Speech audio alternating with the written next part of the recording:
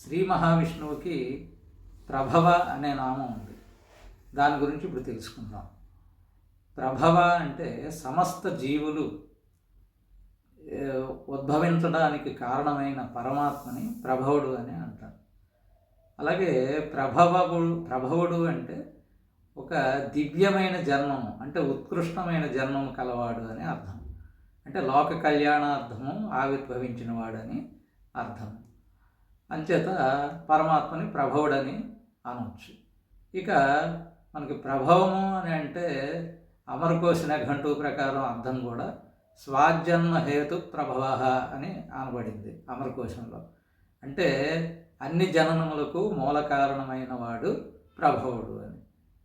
అలాగే శబ్ద ప్రపంచంలో మనకి ప్రణవము ఎలాగైతే మూల కారణమో, దృశ్య ప్రపంచంలో ప్రభవం కూడా అటువంటిదే.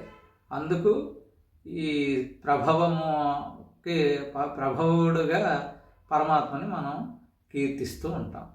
స్వస్తి.